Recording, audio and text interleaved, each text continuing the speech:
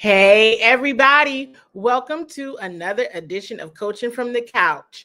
This is your Washington Commanders update, and we are live. I am your host, Candi CWall Waller, checking in as I do all throughout the NFL season and most of the times all throughout the calendar year as well to give you the latest and greatest information on the Washington Commanders. I'm going to give everybody a moment to jump on in to this live Bowie television recording. Let me make sure. Let me see if we have all of the technology ready to go. But if you are watching from my Facebook stream, hello. Make sure you hit that love button and share this show with your Washington Commanders loving family and friends. If you are watching from the Bowie TV YouTube channel, hello to all of you. Welcome on in. This is a live recording. So everything we say and do here, we're live. So it is what it is. You know how live TV goes. So it is absolutely live. And I'm happy that you all are here to join in on the conversation. Washington Commanders fans, you can bring Atlanta Falcons fans as well. You can bring whoever you like. Honestly, as long as you all promise to be tuned in, promise to be subscribed to the Bowie TV YouTube channel. If you are in Bowie, Maryland or surrounding areas, you can find us on television, Verizon Channel 11, Comcast Xfinity, Channel 77. We have so much content for you all to dive into. It's not just sports people, but it is part of it. So also make sure you say hello to Mama and Papa Waller, please. Make sure you say hello to Mama and Pop. And you know what? Live TV stuff. I saw this comment here and I just got tongue-tied. It was the ma'am. Because for some reason, everyone is calling me ma'am. And I don't know why. Candi is fine. Candi is really fine. But anyway, I'm glad that you all have joined. Hello, everybody. Does everybody just want to act normal on this stream? Do you want to act normal? Okay. You want to act like you're not excited? Okay. Is everyone just going to act all sophisticated? Like you got, a whole lot of class. Are you tired from being excited? I don't know if you could tell, but I'm actually legit tired.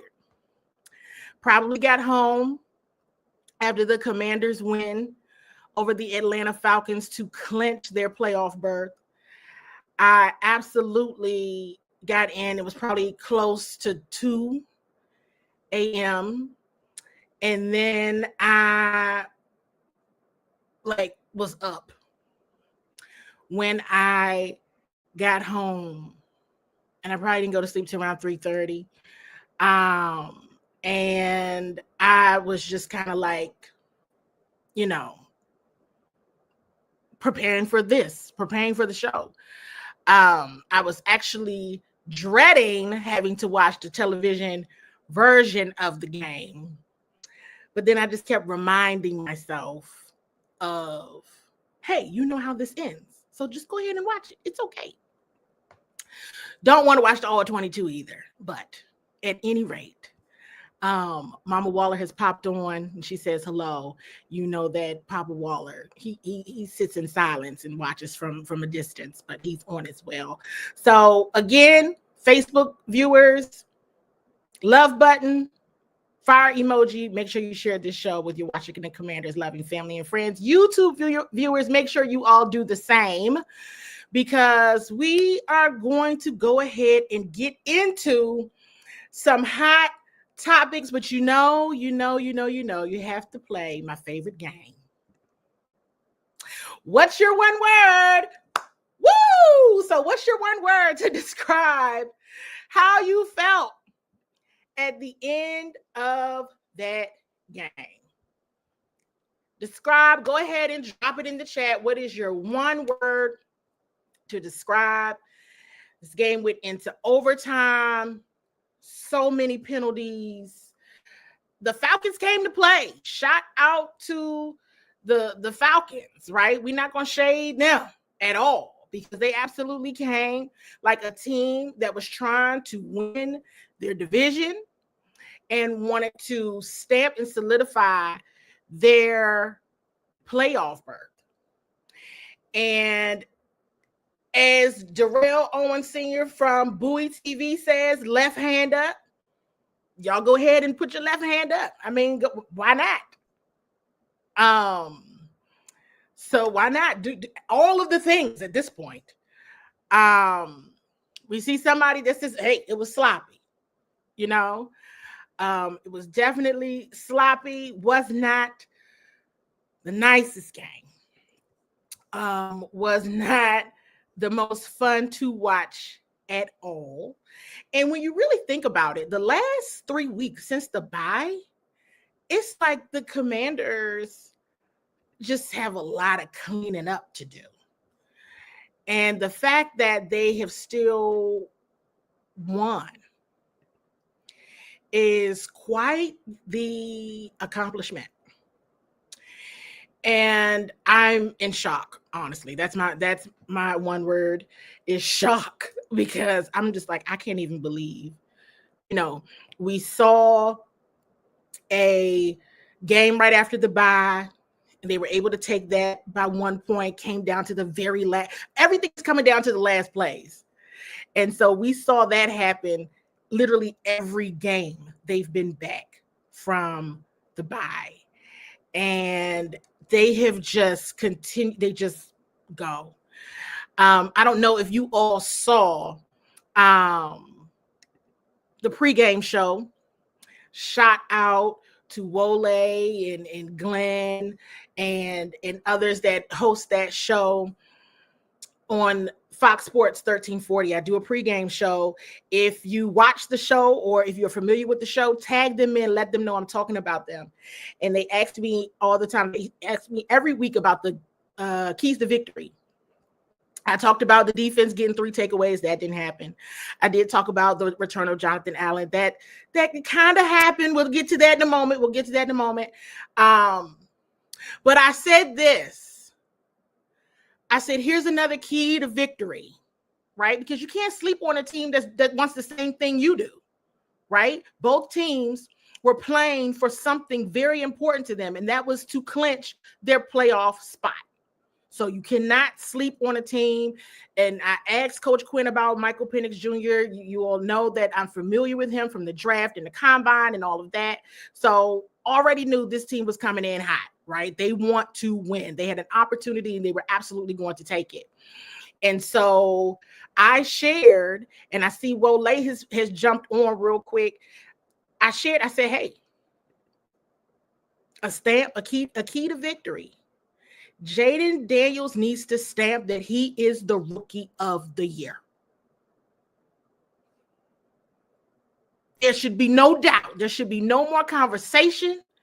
Don't even ask somebody, who do you think is the offensive? Don't ask that. That's a silly question at this point. There are no silly questions, but when it comes to that, I think there are.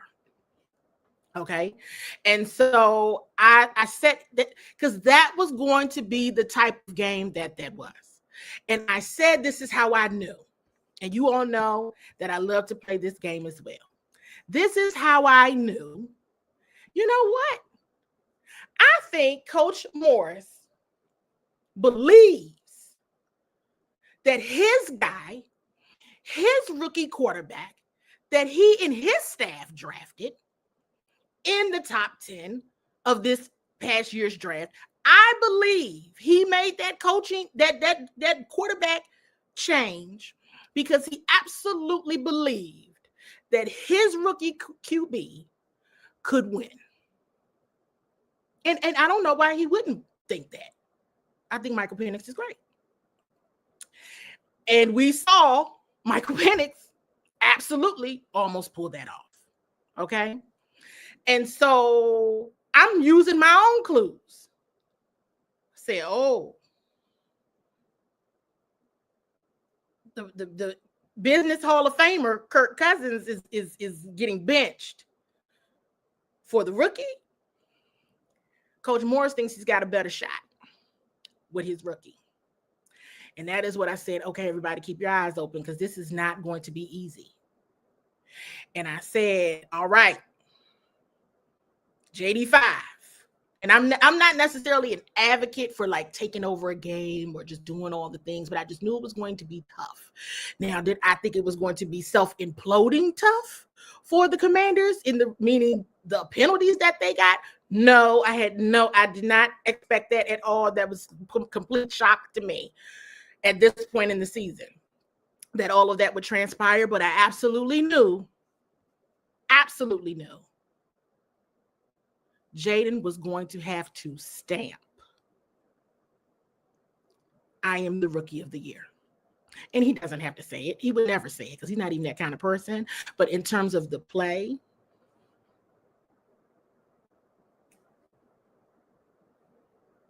needed to speak for itself. And it did. So with that being said, was it last week or the week before? Lamar Bland, he was a huge diehard Commanders fan, sent me some questions. He sent me some questions again this week.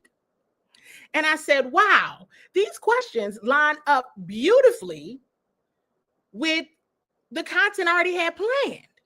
So this episode is going to be a mix of questions, Lamar's questions, which I think many of you have, and Lamar just did an awesome job. He said, here's some of the things that I'm seeing online, and I have these questions myself. So I'm going to send them over. I'm going to answer them to the best of my ability. If I get them in time, I'm going to answer.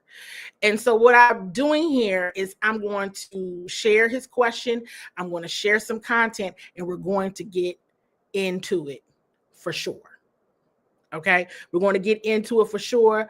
I see this question here in terms of, and I might need to write this one down because I actually have a funny story if we get to that about the conversation some of my fellow media members and myself were having about where we'd rather go for the playoffs, but we'll get to that in a moment. Love button, fire emoji if you are ready to get all the way into the nitty-gritty of this content. First up, here's what Lamar asked first. Okay?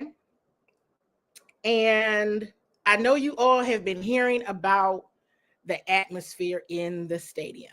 Describe the atmosphere inside the stadium last night for those who couldn't be in the building. I have a treat. I have something I think you all will like. Last week I shared some highlights from the game, and I did it, as a voiceover. And this is what you're always going to get from Bowie TV. You're going to get a huge dose of transparency and authenticity. So look out, because sometimes I can be too honest. But you want to know what it was like in there. We're going to go ahead and show you. So shout out to Darrell. If you know Darrell, tag him in, say Candi's talking about you again. We put together some highlights. Well, he's put together some highlights so you can kind of feel the energy in the stadium, right? I will tell you this. I have had to ask a few Commanders fans, and it's not like, Falcons fans travel really heavy or anything like that. But man, and if you were there, Commanders fans, love button, fire emoji, you all followed directions. You were in your seats by 8:00 for the light show. I appreciated that as well. That was amazing. You were there when the team came in. You were just there. You were present the whole entire time. And you filled the seats to capacity. So with that being said, let me go ahead and give you all a taste of what it was like to be in the building last night.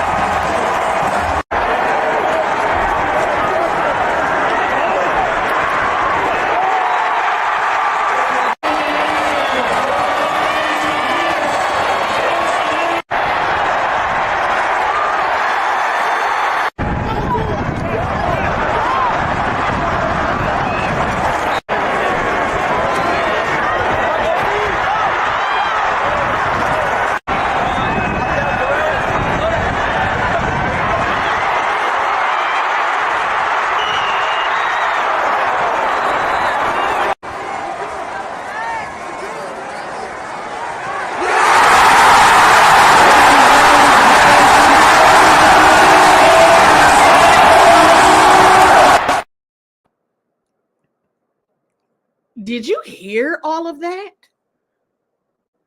I mean, oh my goodness. And I don't know about you all, but I said, here's what I can bet. Once the Commanders won the coin toss, I said, Jaden gonna go ahead and close this out because I'm sure he's sick of it. And I know I am sitting up in here because this is ridiculous. You know what I mean? but yes, that was loud. It was like a deep bellowing cheer. And shout out to Darrell Owens with Bowie TV for getting and grabbing that audio. Normally, like I said, we do it with voiceover. Once I started seeing the question and people wanting to know about what it felt like, I said, no, we got to give them the sound. So love button, fire emoji. If you loved that piece of it with the sound, thought you all would really enjoy that. With that being said, let me go ahead and jump into another clip here of Dan Quinn in his opening press conference yesterday after the game, where he talks about the fans and he talks about a bit more as well. Side note, I saw some questions come through. I jotted them down. Make sure you stay on to this live Bowie television recording. I'm your host, Candi CWall Waller. This is your Washington Commanders Update Live. I'm going to answer them, but I got to get through them first because I'm sure some of your questions Lamar has already sent over. So check out this clip from DQ. First thing I want to acknowledge just as the fans and feeling their energy tonight for 5 quarters, man, we felt every bit of it. And they really deserve a cool win like that. And so for us to have that connection with them, there's as big a part of it as you can imagine when you're feeling it on the sideline, the energy, and all the way through. So from a game standpoint, I thought it was certainly a tale of two halves. When we stay on schedule, we're, offensively, that's when we're at our best. And so to overcome some of the penalties, those make it the most difficult. But, what we did do, I thought in the second half defensively, much improved in the run game. I think they were at, 100 yards or more going in. I give Ron and his team a lot of credit. This is a tough crew. I knew they were backs against the wall as well. And we knew this was going to be an all, fight that go all the way to the end. We talked about a 5-quarter mindset, and damn sure enough, we had it. So all that said, let's get rocking with you guys and get started.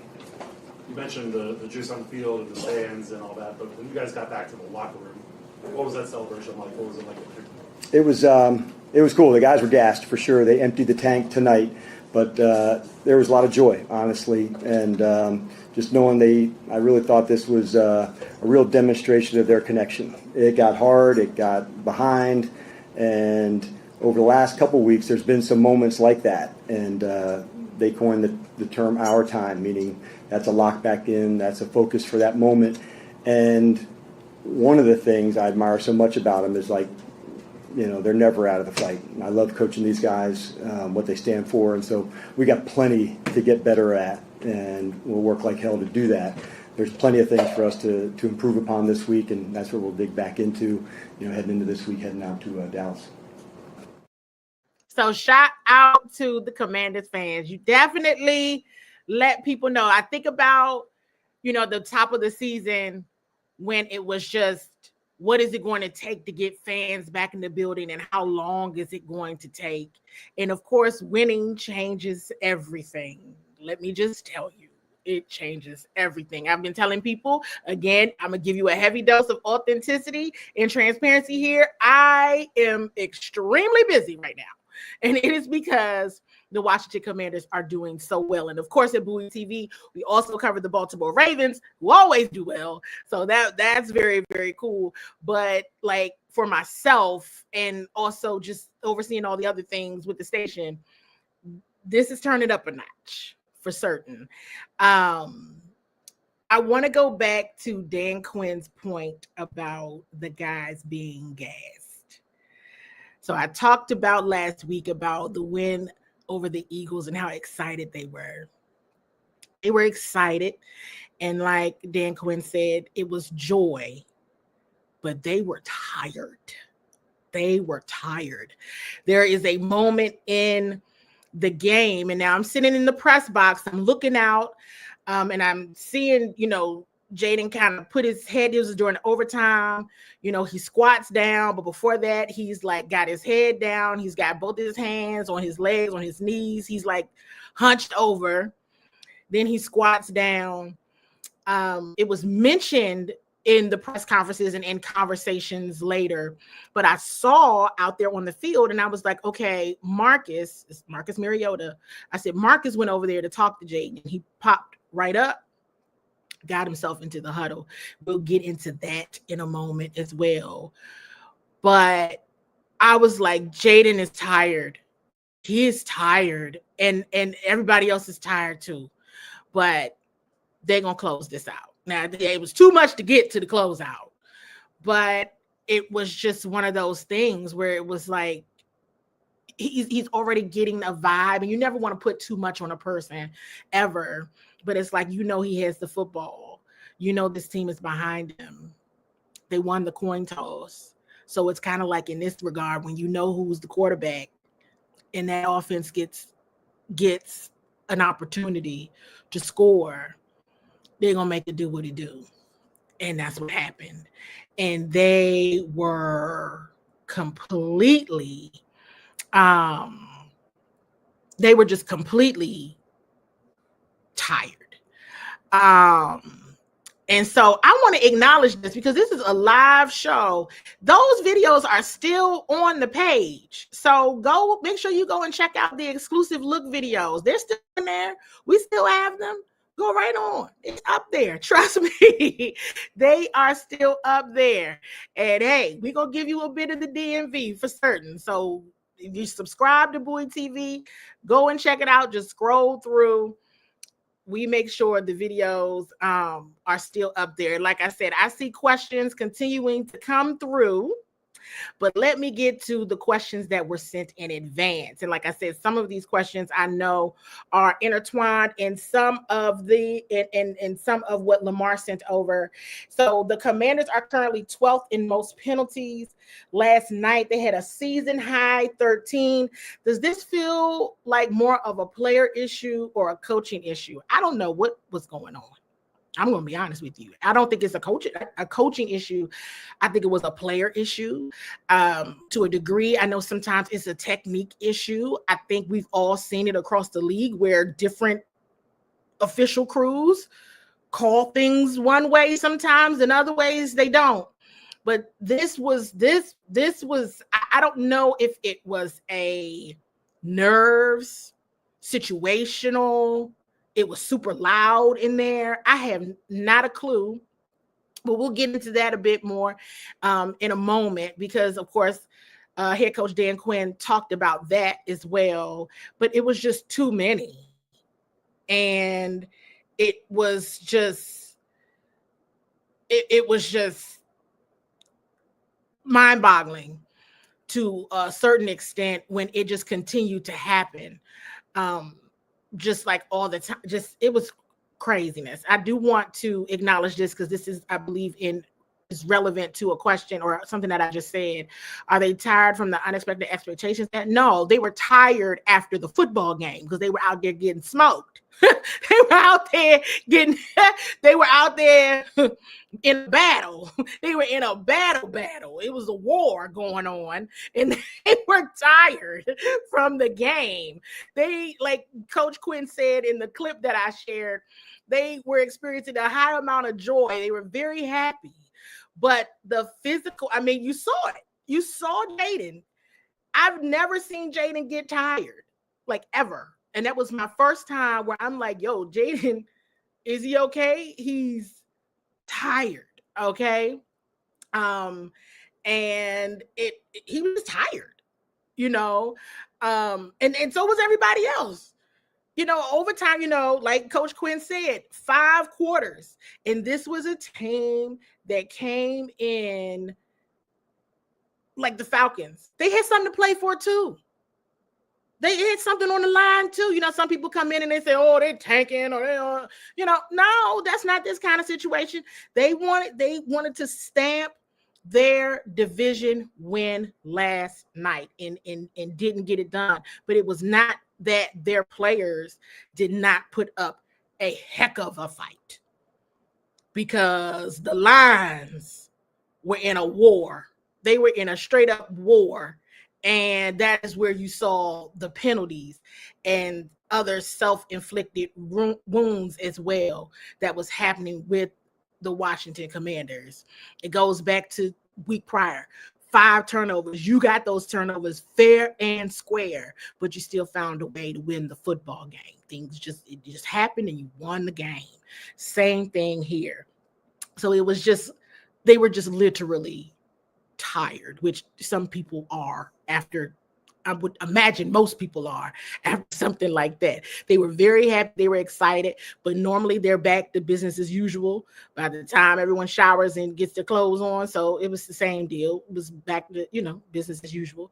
They're very happy, but hey, they were in some battles since they've come back from the bye week, and the battles are not going to let up. Here's the next one.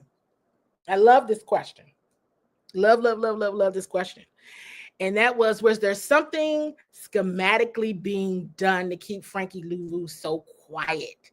He finished the game with just 1 tackle last night, his second lowest performance of the season. Let's go back. Here we go. I got to bring it back up. Use your clues. And I know I do this like an hour or so at a time. So sometimes I don't come back and do another show because we get a lot of episodes and a lot of content out of this live recording that we do on Bowie TV. If there's 2 players that the Falcons are very familiar with in most recent years, it was going to be Frankie Louvu and Jeremy Chinn because of their years with the Carolina Panthers. So I said that to say they were ready for Frankie. They were ready for Jeremy as well. That's why they continued to pick on him and utilize him, because they know his strengths, but they also know his weaknesses. They're in the same division. So these are players that they know, and they know what to do. And to the point of the question of, second lowest or one of the lowest games he's had, well, then there's film out there on what to do to stop Frankie. It's not something that typically happens, but that doesn't mean that the opposing team is not going to come locked and loaded with how to do that. And they needed to do that because once the word got out that Jonathan Allen was definitely coming back, then you got to adjust. You can't keep you can't, everybody can't, right? So I think it was as simple as that. They were ready for Frankie. And I said that. I definitely said that. I said, oh, they ready for Frankie. And then I moved on, right? So I have some, I see this question here. There's a similar question that Lamar sent over. I will get into that because I think one of the things that everybody has to realize is it's December. And as Dan Quinn said, December football gets real different. Gets real different. Real. And people are trying to literally, physically beat you as well as beat you on the scoreboard. I don't think, and I'll even include media in this, I don't think we're all used to this level of competition at this time of the year. I'm just going to keep it a buck, right? So it also, that's number 1, 2, and 3 for me. You're just not used to it, okay? I also think that you see running backs and you see the pool of running backs, all of the running backs out there, right?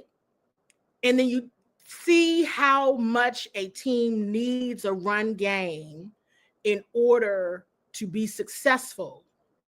But for those teams that have said run game, there's a type of back that they have that helps promote that and activate that, right?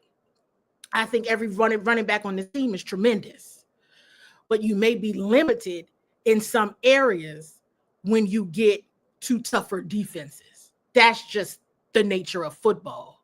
And so you start to think about the strength of schedule for this team based on their record. Like there's just the overall strength of schedule, right? You understand how this goes, right? And you already know who they're playing next year.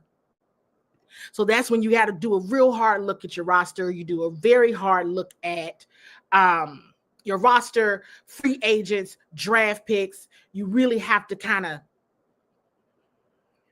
but overall, when you're looking at a team that's 11-5, you have to say this running back room is daggone good, right? Because the team is 11-5. So you can't be but so like disappointed. Are there different things that can be done on offense to help motivate the or keep the run game going forward? Absolutely. But I also want to bring up this point about the run game, which is very, very important point. The offensive line got a hold. And the offensive line has had a tough way to go. It had a tough way to go. Got a lot of injuries on the line. That is why you're seeing Jaden get so many more rush yards, because it's collapsing so quickly. And there was a lot of movement, right? Andrew Wiley was out. Tyler Biotic had to go out. So there's a lot of, it's not just one thing. So when I see people saying, oh, B-Rob this, oh, it's not just one thing, because you saw each running back have success at different times. You also have to understand preparedness and who teams are prepared for. Teams are prepared for a Brian Robinson Jr. They may not be as prepared for a Jeremy McNichols and or a Chris Rodriguez. Chris Rodriguez, having spent a lot of time on the practice squad, they're not going to be as prepared at all for Chris Rodriguez, because that's just the change in personnel, right? You know your person, you got your person, and you want to focus on said person. But when said person is not there, then you're like, wait a minute, who is this person? Right? So it's just that knowledge and being able to pull and plug when necessary, but also understanding that this is an offensive line that, much like this team, has exceeded expectations, and now they're getting beat. Just that's all. They're getting beat, but they're still doing what they can. But that's why you see Jade making the moves that he makes at times when he feels like you got to make something happen. Let me move on to the next question. So, and I have some more here. And I knew this question was coming. That's why we, have Chris Rodriguez and Jeremy McNichols done enough to get more opportunities early, or should the workload continue the way it's been? Absolutely. You've seen them make a change. You've seen the team make a change last week. They did the same thing this week. Once they know the defense is picked up on what you're doing, but you still saw them shift some things around. We were talking about this in the media room, which was, we want to see them you don't have to stick to say, not in this case, right? You have to know your personnel, but you have to use them in areas in which they're the most effective. They're all effective, but based on the situation, you got to use them that way.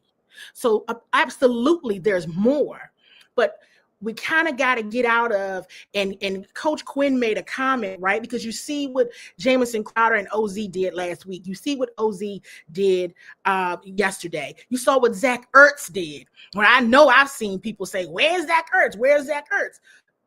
Showtime, he was there. So they're able to pull and plug their assets in a way where they're being creative with their play designs, and also being creative, not with just the play designs, but when they're calling those plays.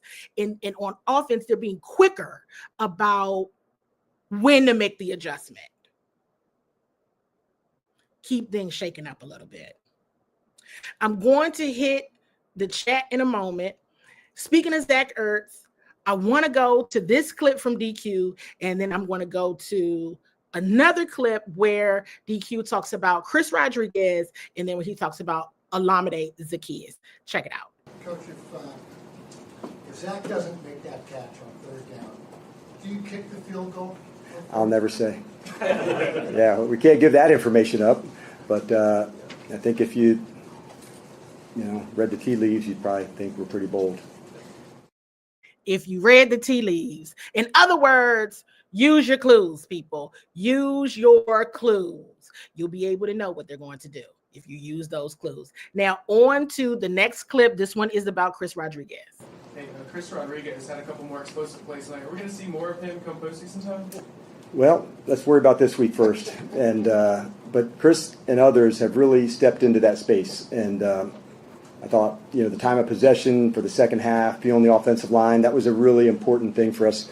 For those who've been around a lot, we've talked about the importance of running the ball and, making some big plays. And so not getting in the one at the end, we were bummed about. But, Chris has a significant role here with us. And, he's aggressive. He plays square and downhill. And so sometimes between Brian and him and Jeremy, when they bring another guy in fresh and ready to go fight, it's a big deal. Absolutely, absolutely. So again, some of these questions, y'all heard me say this before. Some of the questions you kind of gotta just not gloss over them because I'm going to answer them. But some of them, when you are asking a Coach Quinn, like he said, okay, if Zach doesn't make you, we going for the field goal. Okay, I'll never tell, but you can use your tea leaves to understand we're pretty bold, right? If he starts to tell when you're going to use your backs win, that's letting go of competitive advantage. What I will say is this. You saw what they did last week and this week. I think everybody should use their clues. I don't think they went with one back the whole entire time in either one of those games. Those were very tough games. So I think that everyone should feel safe in using their clues on that one. Here's a clip on OZ. Yeah, OZ was really active. Came up really clutch. A lot of moments there. What did you see from him tonight? Yeah. He is. He sometimes raises the level of competition just by the way that he goes after it. And I think somebody might have said it, 8 catches or somewhere in that spot, and he'll beat himself up for the one that didn't happen, at the end. But for a long time, people wanted who's 1, who's 2, and last week Crowder, in OZ, and made catches and ops. And so when you do lean a coverage to one player or to one thing, there's got to be other players that step up into that space. I think OZ is a classic example of that. Jeremy McNichol is another one, on a 4th down conversion to go. We had some guys down tonight, due to injury from last game. And so to see other players step into that space, knowing that they can be called upon, that's a really big deal. So let's run it. Hashtag it. Use your clues. Because DQ says it right there.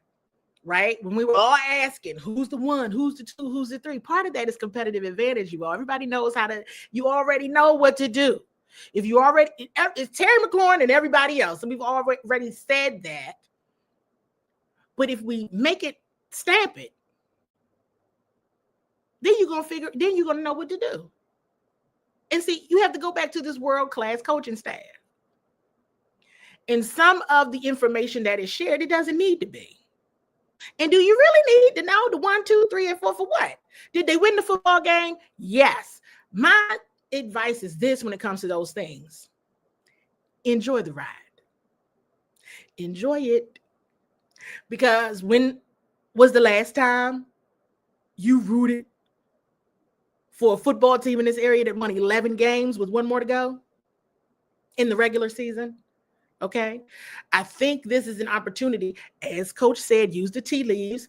Candi says, use your clues. You can say, we're pretty bold. So with that, like he said, who was the 2? Last week, it was Jameson. This week, OZ. So it's different. And that is a part of their competitive advantage. That right there. I'll tell you who my 1, 2, 3, 4, 5. Y'all go run after Terry. We got something else for you. Keep running after Terry. It's okay.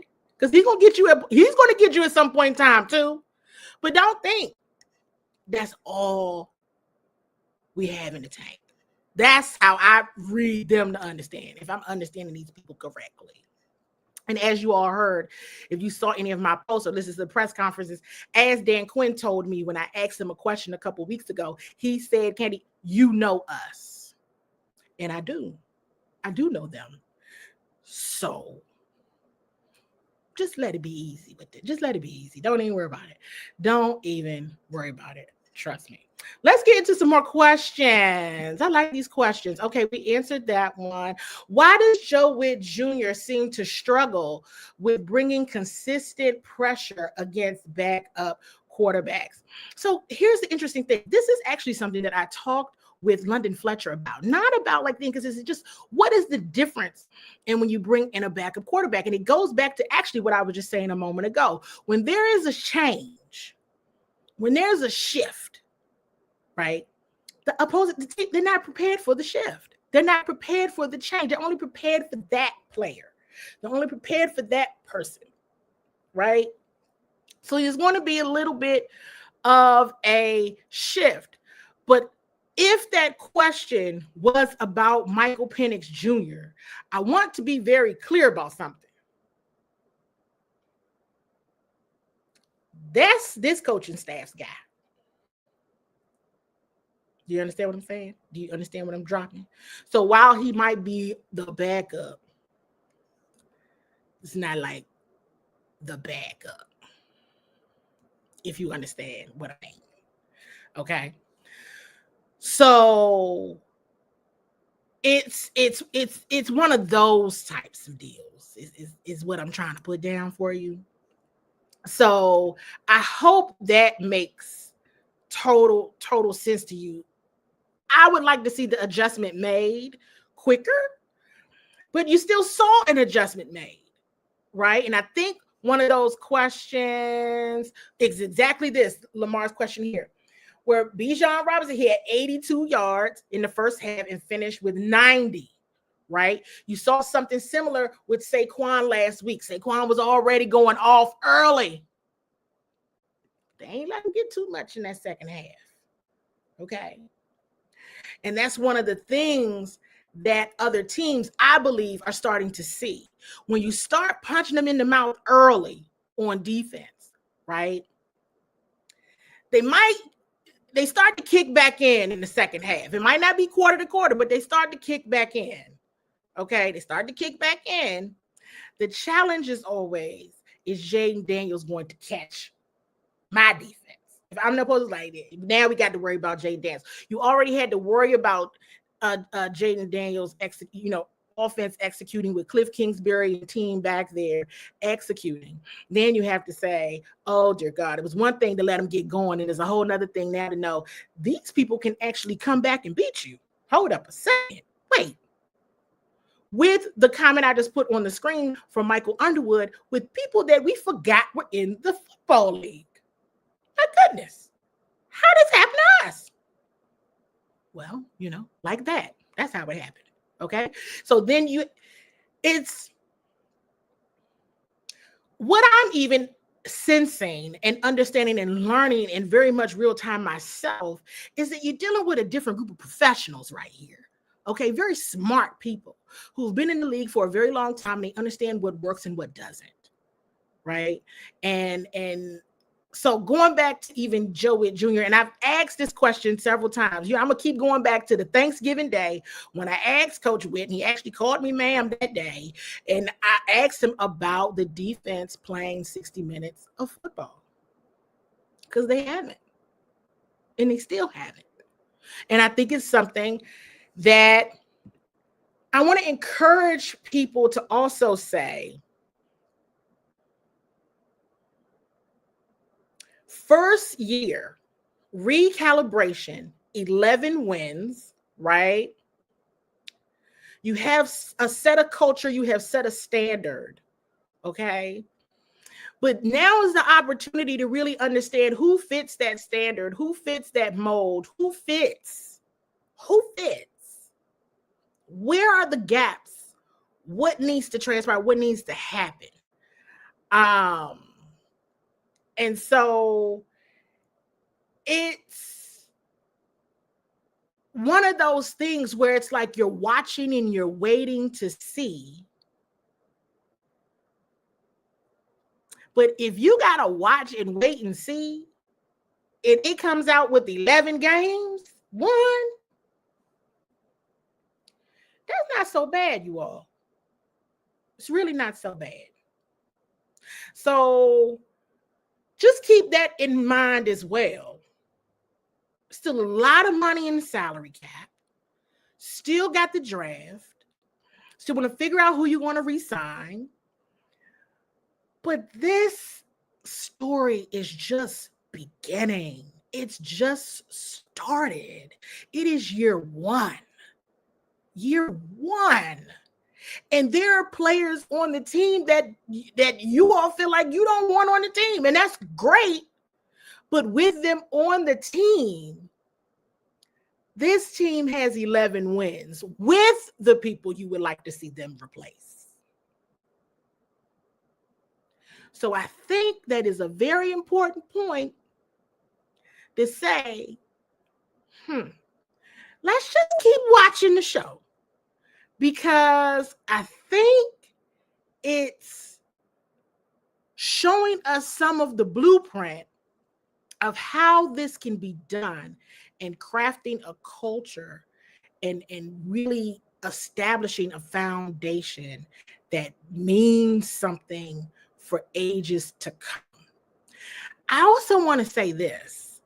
I don't know if you all have learned this. I'm going to go ahead and pull some more receipts, because I got to pull these receipts like this is publicly, but this is a real receipt. Love button or fire emoji. If you all remember, back during training camp, I want to say it was the last day of training camp. And if you all follow Mitch Tischler, tell Mitch Tischler I'm talking about him, because I distinctly remember it was Mitch Tischler's question. He asked Coach Quinn about team captains. And he said, Coach Quinn said, they're going to have game day captains. And he said, when we make playoffs, then we'll have captains for the playoffs. And I know I came back on this show and I said, yo, let me tell you something that I heard.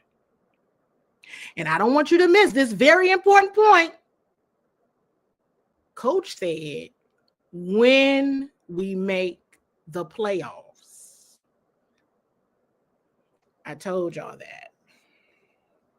So we're all saying recalibration, rebuild. I think I asked, well, I know I asked Adam Peters and Dan Quinn to kind of, is it recalibration? Is it win now? What we doing here? Okay. There's very low margin for error in sports, if y'all haven't noticed. We're seeing people that just got jobs within this calendar year get fired. So all of this rebuild, that's not what these people are doing. This is not what they're doing at all, right? Not at all. But I still think, because there's always opportunities to get better,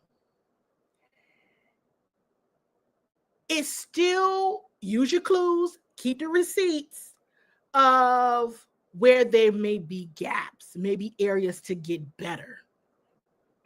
But also remember that even without the pieces that you may think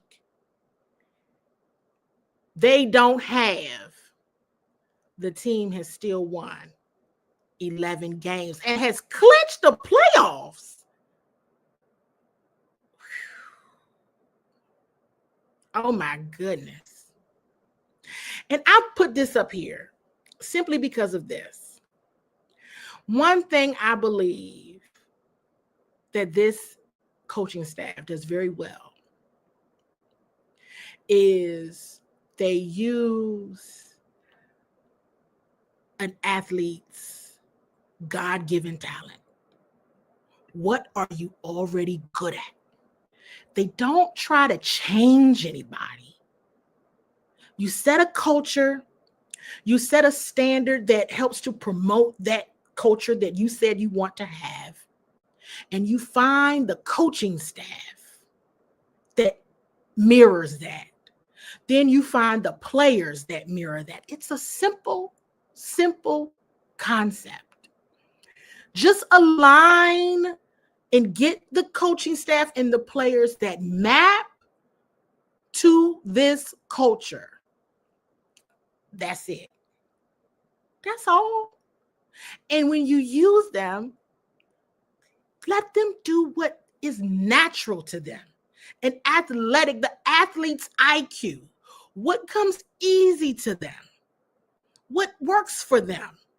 But they gotta meet that standard. They have to meet that standard. And we're seeing that all the time. And I think that's phenomenal. So it's not, I'm going to make these players exactly what this comment says. It's not, we're going to turn you into who we think you should be after you've been playing a certain way your whole entire life. Now you're going to all of a sudden be somebody different. No, right? I'm going to give you the tools and the resources you need to be successful. And so far, this team has done just that. And we're going to get into some more of these questions that I think is important. How bad do we think the injury is to Tyler Biadasz? Let me tell you something right now. And we're going to get to this one because I see everybody already talking about Benjamin St. Juste. We got to get to the Michael Davis, Benjamin St. Juste thing. Tyler's injury. Here's what I know. Are we back? Are you back? Hashtag it. You know it's coming back, y'all. Use your clues, use your clues, use your clues. Dan Quinn, Adam Peters have been very, very consistent when it comes to an injury. And after I watched the television version, I saw when Tyler Biadasz got into that blue tent, he was banging his helmet. Oh, he was so frustrated. He wanted to be out there so bad. He couldn't take it. He went back in the locker room. He came back out there. They were working on him. You saw the trainers talking to him. Dan Quinn then comes over there. They fist bump. Tyler doesn't have his helmet. Tyler was in a walking boot last night. Okay. He was in a walking boot. So I would like to say it's probably not good. Probably a bad sign, simply because he didn't go back in the game.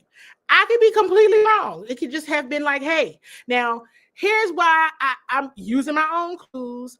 If he could go back into the game, he would have, because last night's game was just that important. It was that important that if your starters, every single last one of them can roll them, get them out there. DQ went over there and talked to him. So that lets me know Tyler couldn't go back in. And it's not this thing of, they're holding him out to keep him for the, no. Ain't nobody trying to hold nobody out. They're trying to win and get in. So if he could go, he would have gone, period. Straight up. They've been very consistent with that message, following their actions on that one. So that is what I think. Now, here comes the loaded question. I think some of y'all already saw it because I kind of put it up here already for you all. Listen, and this is kind of what I was saying to Lamar's question about Joe Witt Jr. Here's my thing. If you're going to give Cliff Kingsbury a bunch of smoke, you got to give Joe Witt Jr. some smoke too. Everybody, the smoke is, if you choose to have smoke when the team has won 11 games, that's cool. That's cool. I'm cool with the smoke. I'm cool with the smoke. Trust me. You got to stay objective at all times. All right. But if Cliff gonna get some energy, you got to give the same energy to Coach Witt. All right. Same thing applies here. Michael Davis, Benjamin St. Juste. What is the difference? Who do you think the team should opt for going forward during the postseason if Lattimore is unavailable? Hey, now is the time where you might see some people get signed. Some folks up the ante, the free agents, during this time of year. Now, what does that mean? Is it going to take somebody a long time to ramp up? What does that mean? I also think, and I've been saying this for a long time, I I would like to see the defensive line get more pressure. This goes back to 60 minutes, right? Didn't see it first half. Same kind of thing happened last week. You see it later, right? With a backup or with another quarterback. With the Saints, it was the opposite, right? You saw it in the first half, didn't really see it in the second half. And I feel like now I might be missing a question from you, Lamar, because I wanted to talk about the penalties. Maybe we got to the penalties. I don't know. The penalties on Fowler and then the penalties on Sam Cosmi. I know you asked that question as well, but let me go back to Michael Davis or Benjamin St. Juste. I think it's about the same. Okay. I think it's about the same. And that is why it's going to be so important for the scheme to include getting that pressure up front. Right. You gave a great example. Lamar gave a great example in his question about the yardage that was had in the first half by Bijan, but then you didn't really hear from him. But then what happens? Everybody else gets going. Start picking on the secondary, right? Because there's another option there. So I think that that's a tough go. I think this is an area that potentially, they can upgrade either now or later, but it is an absolute, it's an area of weakness. And without that pressure up front, that's just without consistently getting that pressure up front. And going back to the point that I've been making for a while now, it's the defense has a goal of 3 takeaways. 3, 3, 3. 1, 2, 3. They're supposed to do 3 takeaways. Have not seen that yet. Not seen it yet. Now, here's something else that I talked about yesterday in my post, because you saw a change, right, in the time of possession. So that's where we go back to the relying on an effective Washington offense, right? Because you did see a bit of a difference when the Commanders started winning the time of possession battle. The challenge, though, was once the Falcons offense got the ball back, it didn't take them much to get going. That's the challenge. And a lot of that was because once they were focused on shutting Bijan down, now your secondary got a problem. Because now there's penalties. Now you're just getting beat. And that's a whole different ball game. So in order for them to be competitive in this playoff, they're absolutely going to have to enhance that area. Even with a Marshawn Lattimore, they're going to have to do something, figure something out. Because that's the easy target. Easy. Whether it's Michael Davis or Benjamin St. Juste, both of them equally the same. Both of them, both. Same person as far as I'm concerned. Very nice people, very, very nice people. But on being objective, it's the same result. Same thing going on there. So it's going to be interesting because I can tell you, and I want to get into some more of these clips because I have clips of your quarterback. Clips of your quarterback, of course I do. I have clips from Zach Ertz. And I have clips from today's press conference as well from some of the questions that I asked Dan Quinn. I did not ask any questions in the after-game presser because I was getting information in the locker room. But I see this question here in regard to, is Seymour still on suspension? No, he was back December 2nd or December 1st of December. He's back. So we'll see what happens. The penalties, Lamar asked, I think it was on Dante Fowler, Sam Cosmi. Coach Quinn mentioned that a bit today, so I have a clip on that. So I want to get to that clip. But on Dante Fowler, here's what I'll say. I don't think so. I thought he ran up on him and hit his shoulder pads.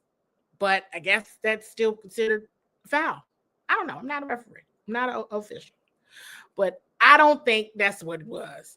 And it's kind of crazy because Dante, he just comes in hot. He comes in and Shout out to Dante Fowler. He's got 10 plus sacks on the season. He's done well. We talk about all these free agent signings and everything happening. And Frankie Louvu is Frankie Louvu. Let's be clear. I know I came out here and was one of the first people saying, hey, listen, these people we got from the Carolina Panthers are good. They are very serviceable. They are great, actually. And this Frankie Louvu person at number 4, he's great. And hey, but Dante Fowler Jr. was one that was experiencing injuries throughout training camp, and he has come in and he has done a phenomenal job. Phenomenal. He does whatever is asked of him. Now, he come in hot sometimes, and you be like, whoa, and then they call him on roughing the passer, which many of the times I don't think is the right call, but who am I? I'm just the media lady coming and sharing information with you all, but I do think that it's drastic, and you see him shift, you see him change up.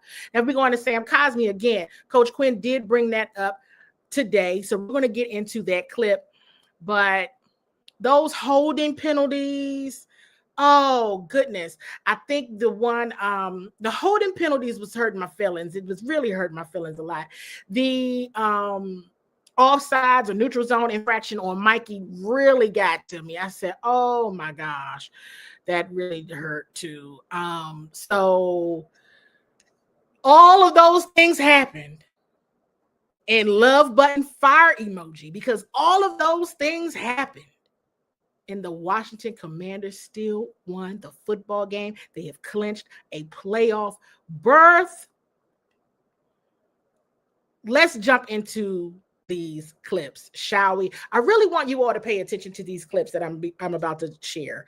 The ones with Jaden and Zach Ertz after the game yesterday. I think it is very, very important for you all to listen and really absorb what they shared in these pressers. And of course, I'm going to share with you all my takeaways, of course. But while you're listening to them, certainly share what you are hearing and what you think is big, because they said some stuff in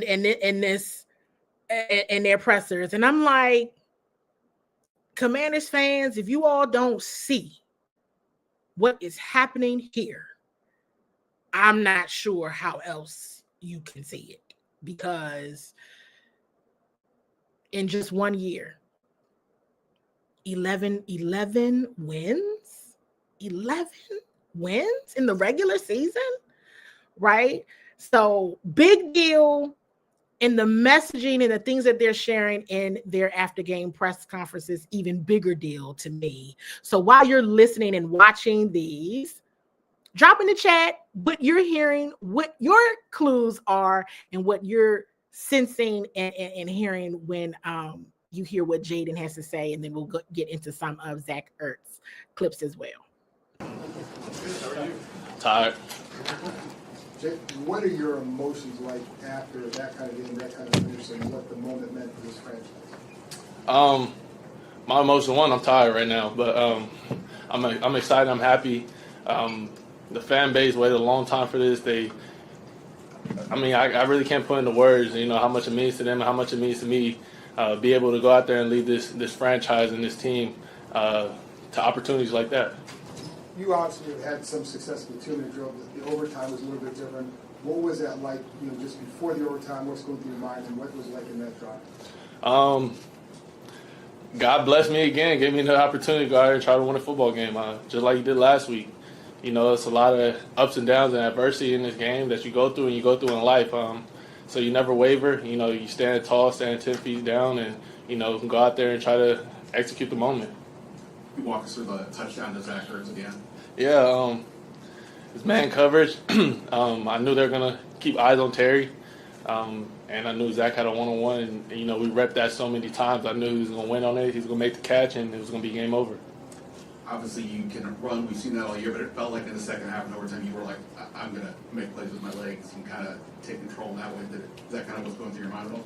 Man, I was just trying to make plays and, help the team the best I can to win this football game. So whether that's sitting back there throwing the ball, running, anything, man, I just want to win. What was Marcus's message to you after that last one? Stand up, catch your air, get your wind, and, go out there and execute. Use your God-given abilities, and let's go win this game.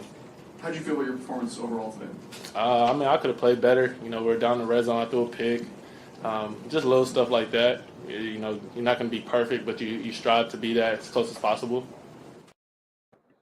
First time I ever heard Jaden say he was tired, but he looked tired. He looked tired. They all did. They were like tired. And Lamar already picked up on another one of the clues. You know, Jaden mentioned that he knew their eyes were on Terry, so they wrapped that particular play, you know, that they had in the pocket for Zach, and he knew he was going to win. It was going to be game over. He knew he was going to win his matchup. So I think that says it all. Jaden talks a lot about his faith. You have probably heard him if you follow him on Instagram and watch his stories, or if you have heard him talk in any of his televised interviews, or nationally televised, I should say, interviews. He talks a lot about his faith.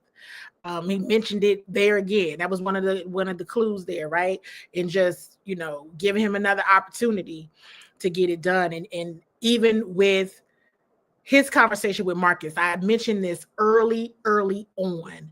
And when we talk about this coaching staff, please understand that what makes a team isn't just about talent. When you talk culture change, when you talk standards, you do have to talk fit, right? And it has to work. And I think I mentioned to you all earlier, I saw Jaden, I saw him tired. And then he was squatting down, and I think they showed it on the TV version.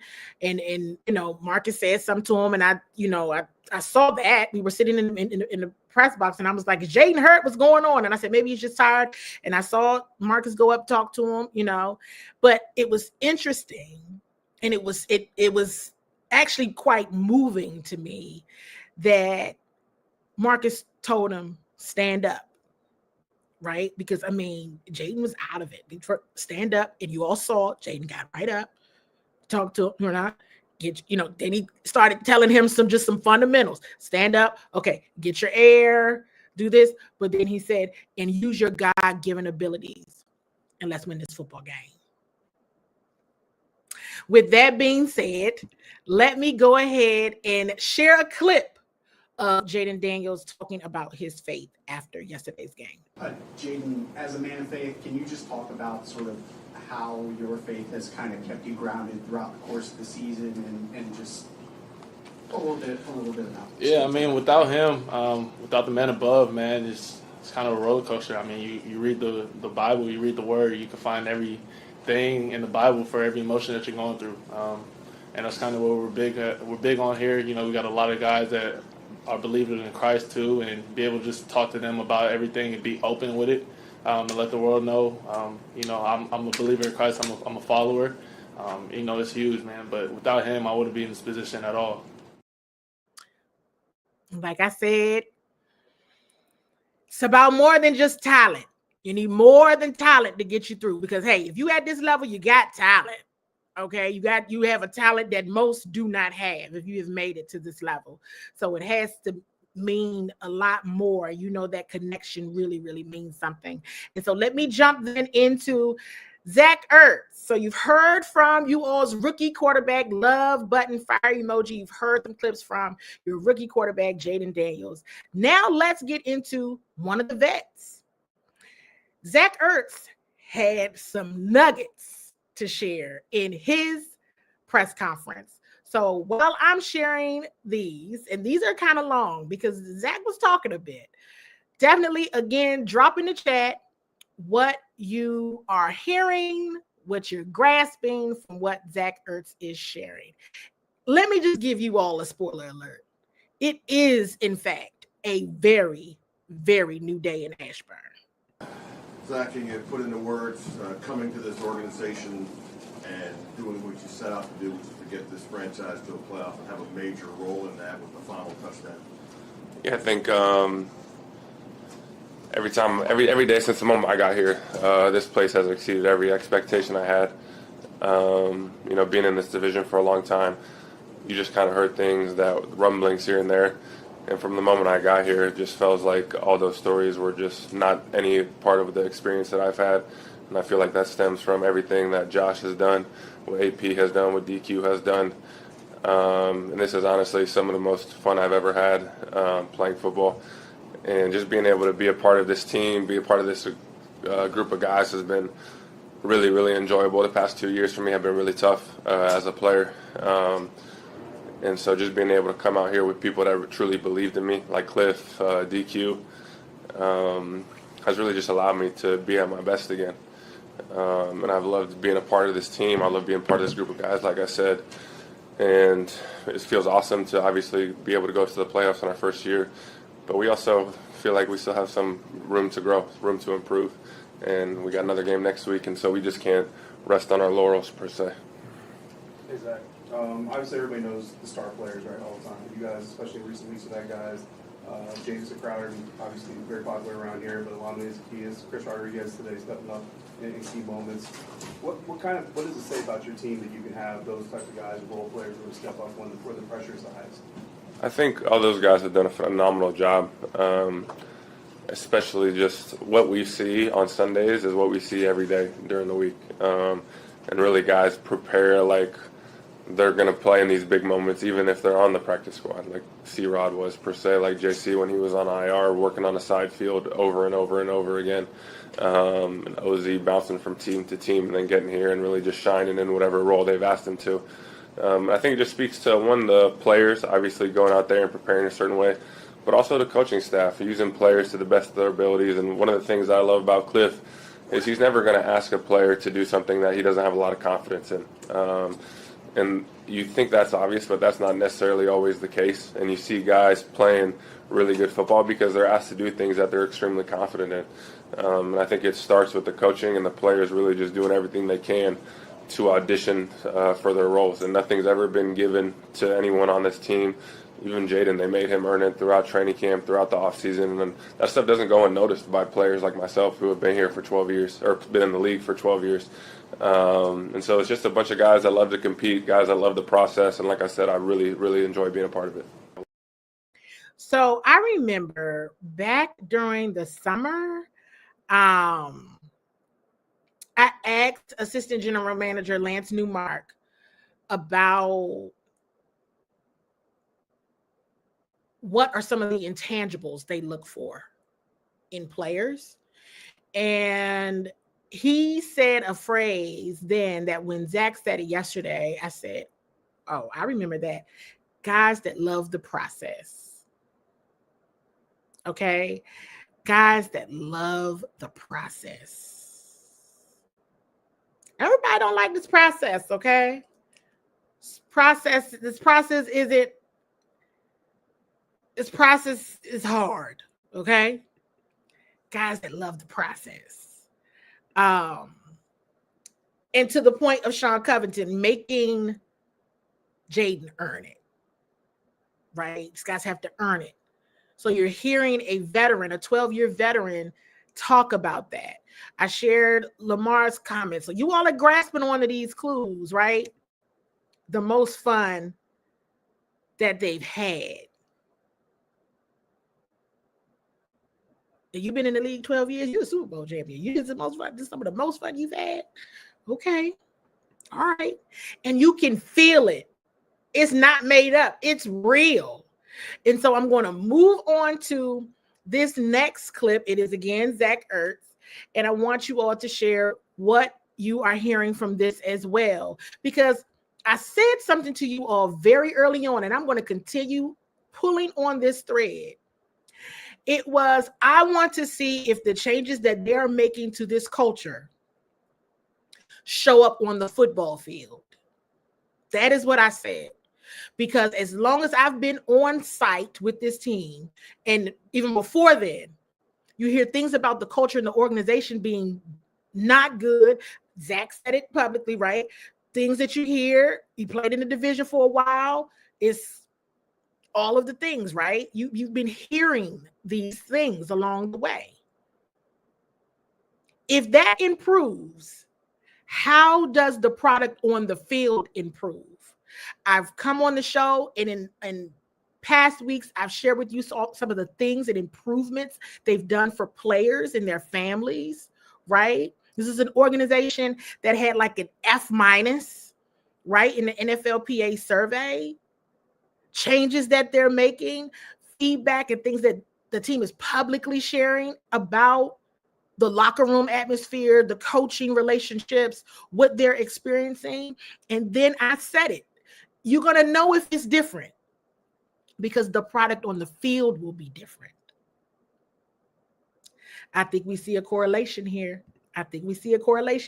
With that being said, let me share this one last clip from Zach Ertz's after game press conference yesterday. Been around a while, some good teams on it. When did you think this team had a chance to do something like this? I knew we were a talented team with the guys that they were bringing in. But obviously talent doesn't win games in this league, and I signed here before we even had a quarterback really on the roster. Marcus hadn't signed yet. Jaden wasn't on the team. But I knew with the staff that they were building that we were going to have a chance, and the guys that they were bringing in playing against guys like Jeremy Chin, Bobby Wagner over the years. I mean, Jeremy Chin is probably the hardest safety I've gone against for a whole off season in training camp, and he really got me better, and hopefully I did the same for him.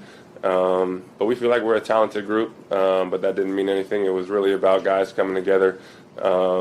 It didn't happen overnight, but I did think once we got all together and I saw the talent in training camp and you go to the Jets against a team that we thought was going to be good, you can't erase that. Erase that one. Go against the joint practices and we felt like we were playing against some good defenses that we were going to have a chance to be good. I apologize to those guys, man. I didn't mean to come out like that. But it just felt like we had the talent to do something. And it doesn't mean much, but it just felt like with guys that have had success around the league, coming here, buying into DQ's message of just continually getting better. And then ultimately it comes down to having a really good quarterback in this league if you want to be a good team. And from the moment I got here, seeing Jaden out there, I continually said, this guy isn't someone that's going to be good. He's good now. And when you have that position situated in this league, you're going to have a chance. And so this organization is in a great spot for years to come, and I can't say enough good things about it. So, where are we? You all know what I'm getting ready to pull up, right? You know what I'm getting ready to do? Use your clues. How many times have we heard through the grapevine, right? Because we don't know if it's true per se. Through the grapevine, that a player needs to know who the quarterback is going to be before they sign with a team. They need to know who's going to be. They basically want to know who all over there is basically what they want to know. Who all over there, okay? They need to know who the quarterback is going to be. Zach Ertz just shared that and there were other veterans as well. And all you got to do is go down the timeline, use your clues and do the research, and you can see when people got signed, okay? You can see when they got signed. So they made the decision to come here because they trust Dan Quinn and the coaching staff.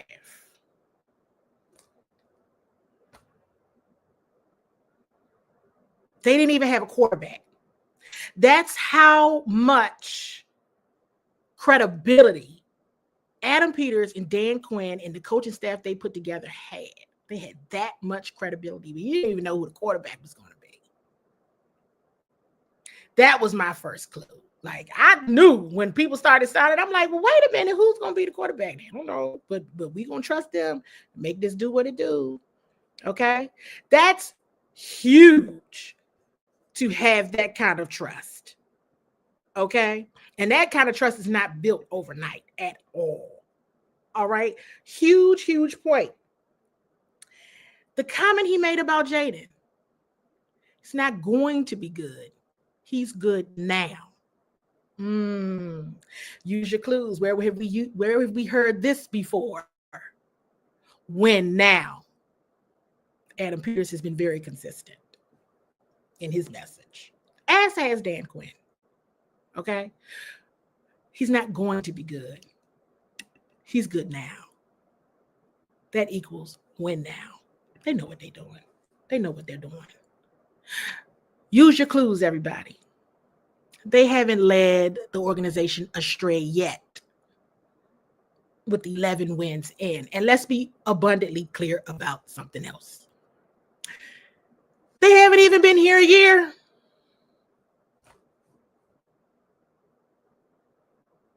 Have not been with the organization a full year yet.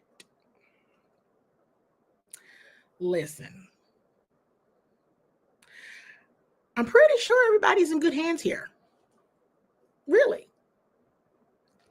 I do. And I had some more clips because Lamar brought up something, and I did ask Coach Quinn today about Jeremy Chinn, but you all can hear that on the press conference, or I'll share it in another show. I asked him about Jeremy Chinn. I asked him about the line of scrimmage as well. And a lot of the messaging is still the same, and some of the things that we've continued to hear. But I want to get to some of the questions that you all asked me. And I think Paul asked about getting my sunglasses ready for California. So I didn't realize it's all this if then. It's like the Falcons have to win, and the Bucks have to lose, or if the Bucks win and the Rams lose, or if the Rams lose to the Seahawks. Now the Commanders are in the business clearly of eliminating people, because use your clues, everybody. The Commanders win last week did eliminate not just Adam Peters' old team and the 49ers. They also eliminated Dan Quinn's old team of the Dallas Cowboys. Use your clues, everybody. Use your clues. That win against the Eagles eliminated both of their old teams. Okay? So, with that being said, perhaps the Seattle Seahawks, who were also eliminated on yesterday because of the Commanders' win, also Dan Quinn and several others' former team was eliminated by the Commanders' win yesterday. But if they're on some petty type of time, the Seahawks could beat the Rams. They could. I don't know if they will. But hey, stranger things have happened. The Giants beat the Colts yesterday and eliminated them. So who knows? Everybody could be on petty time. Everybody. And yes, Dan Quinn beat the Falcons too. So everybody's just chucking off the old teams here. So with that being said, the Rams have to win. Point blank period. Everybody I see has asked me about sitting players. The Commanders still have something to play for, you all, because the seeding is very important. So one of the things that Dan Quinn was sharing with us, and we know this, the seeding is very important because you have to prepare. So there's so much that needs to be discussed, and when we're sitting in the media annex, and we were talking about this yesterday, where does everybody want to go, right? And I'm like, I don't necessarily want to go to Philly. I'm just being honest with y'all. I don't. I know travel-wise, it is the easier travel schedule for everybody. But after last week's craziness, I just don't want to go there. I don't. So I just don't. And so I think let's move along on that one. The Rams have to win. The Commanders have to win. All right. And I think the Bucks or somebody has to win. If the Rams end up losing and the Bucks end up winning, then the Commanders go to Tampa Bay. All in all, straight up and down, the Commanders need to win. Please take it out of your minds that next week is meaningless. That is not true. It is absolutely false. It absolutely matters. I'm not real sure why anybody is asking me about sitting players, because there's absolutely still something to play for, because seeding is very important. It's very important. So you heard it here. You can't just say, oh, we're going to play whoever. No. They still got to play. They got to play this out. And another thing that Dan Quinn has been so consistent about is they are trying to win football games because it all matters. He actually said it today. Yeah, we know the seeding is important. We know, and we'll be ready for whomever we have to go up against. But hey, listen, you can't, and I love this from DJ Bland. What who y'all think y'all are? Huh? So you get 11 wins in 500 years, and all of a sudden you can sit your players? For what purpose exactly? Okay. No. Why? Because we've also seen where that hurts. Now, I don't know if they play everybody the full game. I guess it's going to depend, right, on what the scoreboard starts to look like. Okay. But to just say, I mean, these are people who played in the preseason. So we've seen where sometimes a bye doesn't help everybody. A bye sometimes hurts. It doesn't help. So this is absolutely a thing. And you got to keep playing, right? You got to keep playing. And you don't want them to be coming out with the kinks. Just keep it going. The Commanders have had some rough weeks after the bye. So the fact that they have won all these football games is out of this world. Out of this world. And I want to acknowledge this comment as well. We saw what resting them in the preseason did. Yeah, that's probably not a good idea. And so I answered that question. Will Lattimore be healthy for the playoffs? One can only hope. And that's all I can say about that. One can only hope. I mean, coach is going to give us the updates and the feedback. And, you know, we have to see who's going to, you know, be out there in terms of practice and who's, you know, doing all the things in terms of practice. But I would hope, I would hope, and I will say this, and I will say this, because of the on-field relationship right now between the Commanders and Eagles, yes, it is the absolute easiest travel scenario. Absolutely. The Bucks isn't so bad because then that's a week one. This is just me just talking with you all before we close this out. The Bucks isn't so bad because then that's a week one rematch. Commanders, you get a do-over from week one. Okay. And I don't know if you all know this or if we remember this, but let me refresh your memories on this one. The Marshawn Lattimore, Mike Evans battle gets real ugly. It really does. That might be some good TV right there, for sure. Really might be some good stuff happening in that. Okay. LA, I'm going to favor, even though I know it's not the closest at all, but I think about storylines. I think about what can all come about from a game situation, and I said, wow, if Jaden has the opportunity in his rookie year to play in Arizona, where he went when he went to ASU, play in Louisiana, LSU, and play his first playoff game in LA at home, that's insane. Like that, you can't even write a better storybook than having that opportunity for him in his rookie season. And of course, there's other implications. Always the Sean McVay Washington story. Bobby Wagner is also from that area as well, where everybody knows Cam Curl, Emmanuel Forbes is over there right now as well. There's plenty of different storylines. But if I'm thinking just, Jaden and just how his kind of rookie season has gone so far, the opportunity to play in front of the Arizona crowd. And yes, Bobby also, when he had his stint, when he went from the Seahawks, when he was released from the Seahawks, he spent a year with the Rams before he went back to the Seahawks, and now he's here.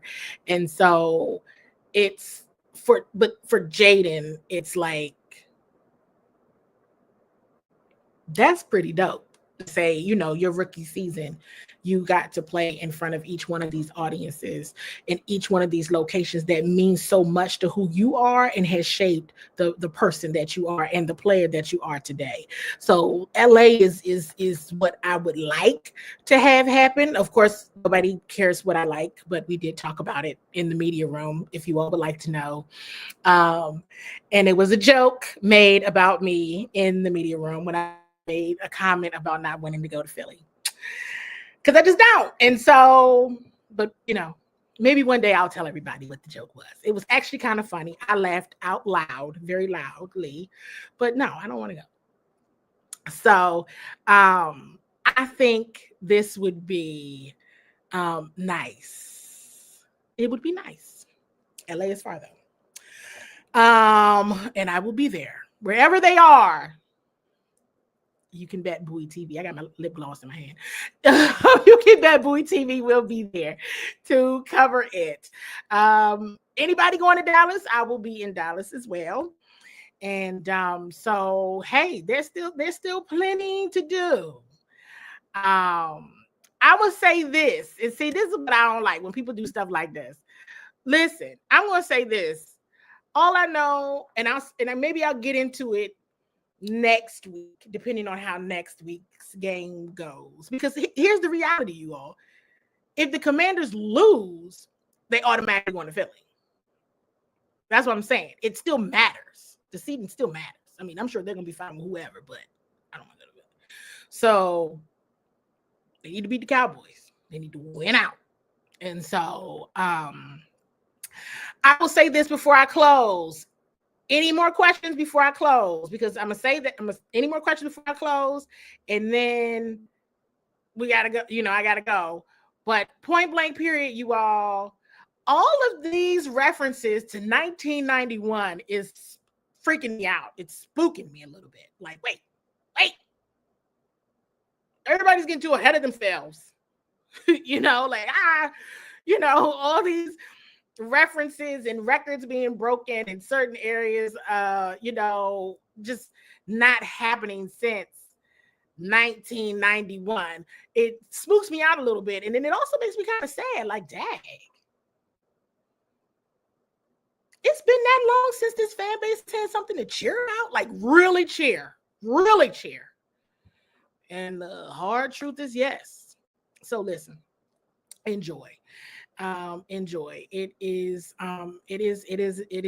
truly, I love what I do. And I know you all have heard me say this. I love what I do, but it has been so tough to come on the show and other shows and talk to you all about a team. And instead of there was so much turmoil, bad product on the field and all the things this year, this has been an honor. It's always an honor to do what you love, but this has been a little different of a scenario because you're watching the sausage making in real life. And you're like, these people are really who they say they are. And the fan base deserves that. Absolutely deserve people that care and want to do something good for this city, good for the fan base, understanding the history, but absolutely doing everything they possibly can to not repeat that history. And really meaning that for sure. So I hope you all are feeling that. I hope you all are hearing that.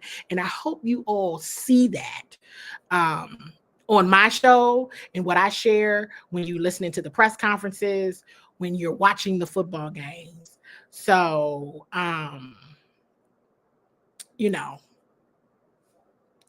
definitely, this is pretty cool.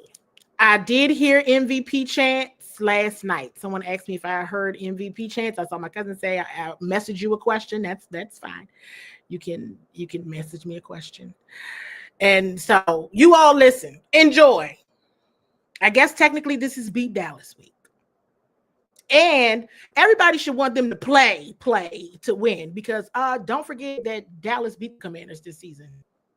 Don't forget about that. Don't let this 11-win season make you forget that the Commanders did lose to the Cowboys, okay? So they need to beat them. If they really want to make it sweet, really do, and make it a 12-win regular season, they do need to go ahead and beat the Cowboys. They need to do that, because they didn't do that the first go round. They did not. So you all, hope you all have enjoyed. Make sure you tell your Washington Commanders loving family and friends about Bowie TV. I hear all the time, people are like, who are you? Where did you come from? Listen, I've been here and I'm staying here. So listen, let people know Bowie TV is in the building. We cover the Commanders. We cover the Baltimore Ravens. We cover a lot of information that happens in and around the entire state of Maryland, specifically Bowie and other areas as well. So let people know about us, okay? We are here, and I am the voice that you hear many of the times on the Commanders press conferences. I always tell you when I wasn't in there. And like last night, I wasn't in there because I had to ask people about those penalties. But at any rate, you all be blessed. Happy New Year. Happy New Year. And happy 11-win season, Commanders fans, okay? Listen, thank you so much. I'll be talking to you all again soon.